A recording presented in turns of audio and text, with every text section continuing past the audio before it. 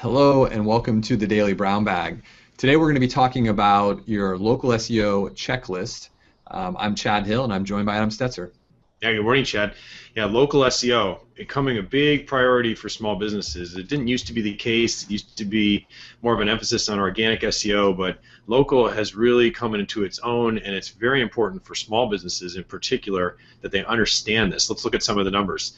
There are more than 2.6 billion local searches conducted each month. The volume on this is growing. Nearly 86 million people access local business information via a mobile phone. That's up 63% since 2010, so the trend line is pretty outstanding. There's definitely a hockey stick going on here. Is that important to the local business? Yes. Over 85% of consumers who conduct a local business search on their mobile device will then either call or visit within one day. So this is an indicator of a behavior that they're really looking for a business, and they're coming in or calling you if they find you. And if that's still not compelling enough, Chad, 78% of those consumers who used a mobile phone to find a local business through a local SEO search then made a purchase as a result. So local search activity, local SEO as an indicator of consumer intent and purchase intent, followed by actually a conversion. Very, very strong data here, yet I know a lot of small businesses are still struggling. What should they be doing? It's a great question, and it's something that we do get asked quite a lot about. And I talked to our local SEO team. We've got a great in-house team, asking them for their top 3 recommendations.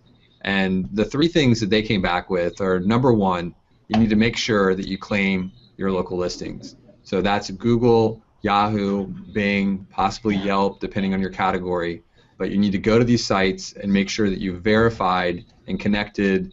In some cases, they require sending a postcard. In other cases, they will call your business phone number, and you want to verify those listings, and then complete the profiles. Make sure that all the information is correct. You've uploaded photos. That's the number 1 most important thing.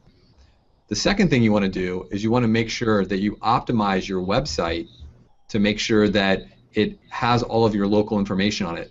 So what people talk about is that you want to have citations across the web, and what a citation is basically a reference of your name, address, and phone number without necessarily having a link, but in some cases there are links. But you want to have those citations properly categorized across the web.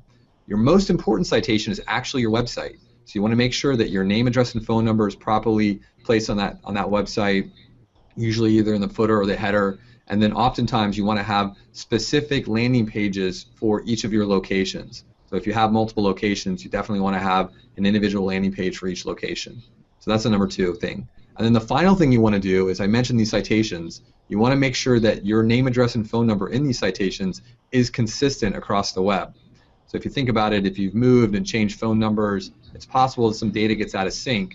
You want to make sure you go to all the big internet yellow page providers and a bunch of the secondary and tertiary directories out there, and you make sure that information is correct. Now, there's some tools to help you syndicate that information out, but we basically, and we can help you do that. But those are the 3 things you want to think about. Okay, so there's several places that you could be on this spectrum if you're a small business trying to understand how to participate in local SEO and get business from local SEO listings. There's kind of the basic one you said, Chad. You just haven't claimed your listings, and you got to get out there and do that in the big 3. And then there's, of course, there's many minor places you could also claim. But we also then hear from people who further down the path here that I've claimed them, but my competitors come up and I don't, and that's very frustrating. And so that probably feels a whole lot like the organic SEO game to an extent, which is, okay, you're in there, you've got the basics, you've done the blocking and tackling, but you're not as highly ranked as your competitors. So here, instead of backlinks, what we're talking about is the same on-site, off-site kind of SEO. Make sure your page itself is optimized for local SEO. But then citations. Citations are sort of the analogous to backlinks in the organic SEO world. And there, Chad, you talk all the time about NAP, I guess, name, address, phone number, as being the equivalent of a backlink. So Google is actually searching around the internet, looking for your name, your address, your phone number as indications of your legitimacy and popularity, and while they try to rank order who to show in their various local positionings in the local SEO output. So it can be complicated if you're just joining the game, but it's the right thing to do. can really help your business. We'd like to hear your stories, particularly success stories of getting more business from local listings, or even troubles you've had, complications with claiming your listing or trying to get your pin to show up. Please dump them in the comments. And if you enjoyed this video, we'd like to see you again. Subscribe, and we'll let you know when the next one comes out.